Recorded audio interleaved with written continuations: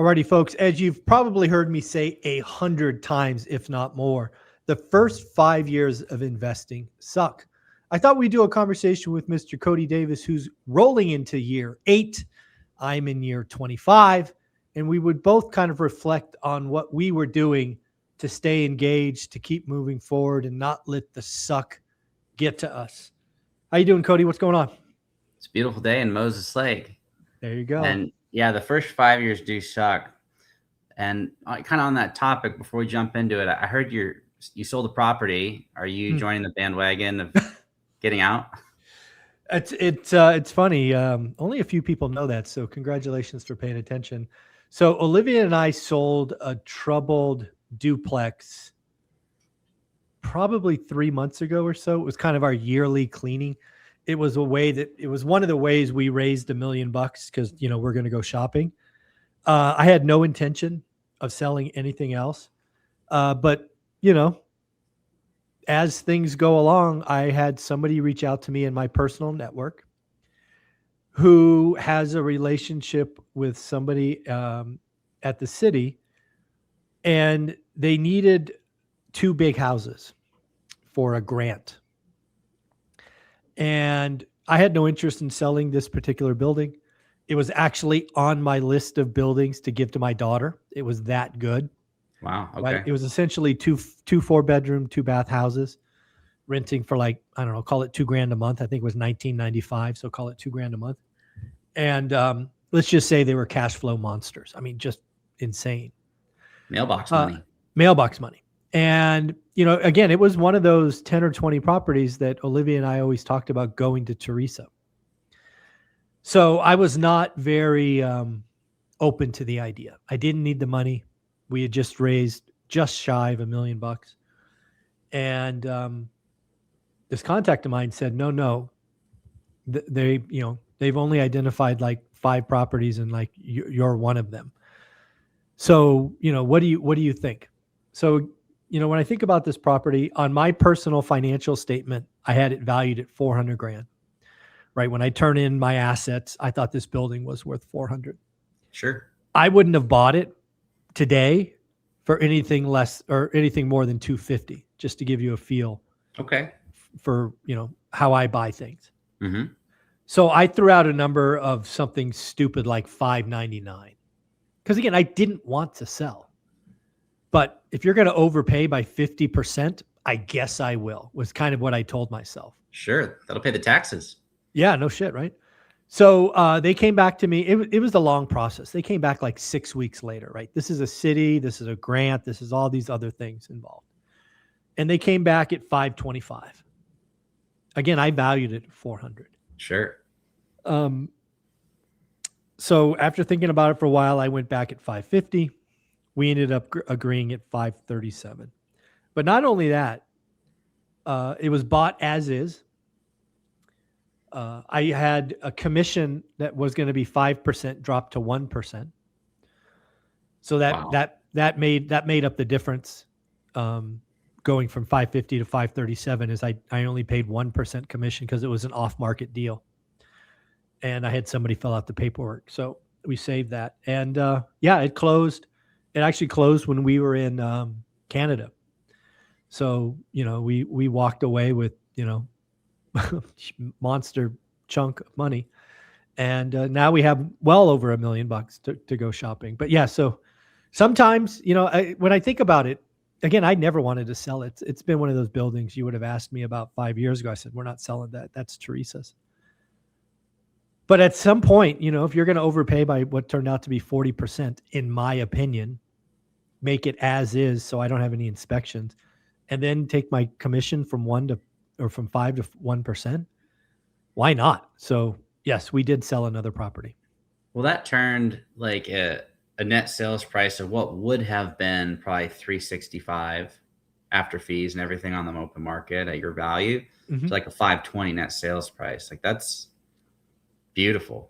Yeah. Again, it's wonderful to be negotiating from a place of strength, right? If they would have offered 400 or 410, I just wouldn't have sold, right? That's what I valued it at. But if you're going to come to me. But you couldn't get to the pot at the end of that rainbow unless you survived the first 5 years, though. So exactly. To go back to that, because people want what you just shared, you don't get that. You don't get that in the first 10 years, realistic, like getting overpaid for stuff. So what was something you did to stay in it during that period of suck? So for me, I really think my period of suck was 10 years. And the first 5 years, the reason mine was 10 years, and I hope nobody else does 10 years, is the first 5 years for me was a solo journey. I did everything myself. I told excuses like I'm busy, this, that, the other. It was all crap. It was all lazy. It was all just, I thought the answer lived in my Excel spreadsheet and, text messages and all of that. So I actually think my suck lasted 10 years because I let the first 5 years go solo. And then the second 5 years, I started building a network and getting relationships and giving value and, realizing that I wasn't the only person that was crazy to try this. Again, we went 5 years with really nobody in our network, being a part of this. So we were just like the oddballs. So that was the first thing is I had to start growing my network. Now today it's much easier, right? We have the school community, which we're both a part of. But yeah, man, you've got to get in and around communities that are doing what you want to do. I don't care if you want to lose weight, run marathons, be a better parent, be a better significant other, get around other people doing that and it will naturally rub off. Yeah, I just posted in the school community I actually posted the photos like the before, during, after of how I turned a storage unit into a bedroom. And I got a lot of engagement on that. So if that was the first time I was doing that, rather than just showing what I was doing, I would have positioned it as asking for support. And there's over 10 comments on that. Nice. Yeah. So it is nice being part of the community. Something that I did in the beginning, I did some good things and I did some bad things. I'll start with the bad. I would encourage people not to do this. I made a game, to get through the first 5 years, I made a game of how many properties I could buy. Ooh, dangerous. There was a point where I was buying a deal a month. Not like a house. I was buying a multifamily building every single month. And now I just made a game. I was like, okay, I'm going to buy that 10 unit. Let me buy that 6 unit. Let's buy these 3 duplexes. Let's buy this triplex. And I just kept doing it over and over and over. And great way to pass the time, bad way to build a sustainable business. And so I do have a couple positive ideas, but there are people that fall into that category that want to do that. And they're like, well, I'm just going to try and do as many deals as I can. The first 5 years is probably the worst time to do as many deals as you can. I agree with that 100%. I've seen so many people, come out hot and, they're doing 6 deals the first year. And that ends badly for most people, right? Because you don't have proof of concept. You haven't learned what you don't know yet. The idiot tax is going to be really high when you're paying it on 6 properties versus 1. And I really caution people like, hey, you get your first, keep doing the work, keep a buy box, but don't buy anything else for 6 months, right? Let's make sure that first deal is really what you thought it was. Yeah. And I think it was helpful that I bought a deal and then 9 months later I bought my next deal, and 9 months later, it wasn't intentional to do 9 months in between, but I did that on multiple purchases. Yeah. And then I started just going crazy as I got in with a specific partner, and we just kept buying and buying and buying. And great way to fill time. Like getting through that 5 years of suck, it just made a little extra suck on the back end. Like it was rough. Yeah. Yeah. The other thing that I think about, again, when you're in those first 5 years of suck, you really don't have a lot of assets. At least most of us don't, right? You've got 1, 2, maybe 3 units. And that's where these, things break. And it just feels like the cash flow disappears. And believe me, I bet you we went 5 years before we saw any meaningful cash flow, because, even if we were 100% full, right, something would break. And, we probably had to dip into our personal savings or checking or whatever you want to call it. So for 5 years, that's 60 months. I'm going to guess 30 of those 60, we had to move some money over. right? Not tons, but Sure. Money is some. money. Money's money, right? And yeah, that's why I've always said the first 5 years suck, because you don't have, right. It always starts as a drip, and it's just like the Grand Canyon, right? It's the time that drip happens, and it just gets bigger and bigger and bigger and bigger. And you know, I think I've told the story before, but when on a positive note, I was in Europe, I think Germany, might have been the UK, but I think I was in Germany, and I called Olivia, and this was in 2010 or 11, so we're a decade in now. And I said, "Hey, do I need to move some money?" And she's like, "Nope." I'm like, "What do you mean? We just buy X, Y, and Z?" She's like, "Nope, cash flow covered it." Right now, again, she ran the books. I found deals, so it's likely been going on for a while. But I remember that. I remember that like it was yesterday. Like, oh my God, it's working. Yeah. So Yeah. That is a cool story. And it took me 5 years to start paying myself out any real cash flow too. My Quincy building, it was a 12 unit. I turned it into a 13, which is going to be part of my point that I'm going to share. But I didn't pay myself any real cash flow for 5 years. And then after that 5 years, I started paying myself $1,500 a month. So sounds like a zoo over here. yeah, is that a dog and a cat? Yeah, my dog gets a little bit emotional when people wake up. So he gets excited. But my second piece on that turning the 12 into the 13, try and find a project where you can be productive.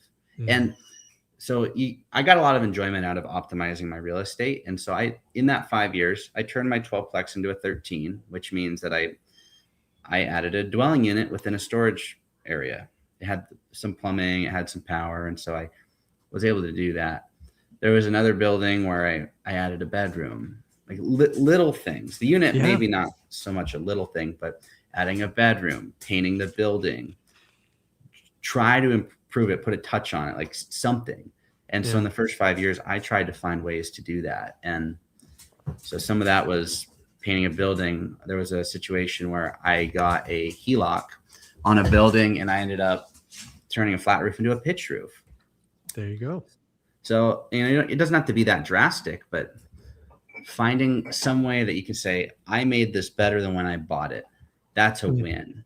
Yeah. And yeah, these are the things that make the first 5 years better, is finding that value. And again, in an environment like we are today, with the low transactions, days on market exploding, I want investors. Again, we're the only people that win in this environment. I want investors writing disrespectful offers and looking for value.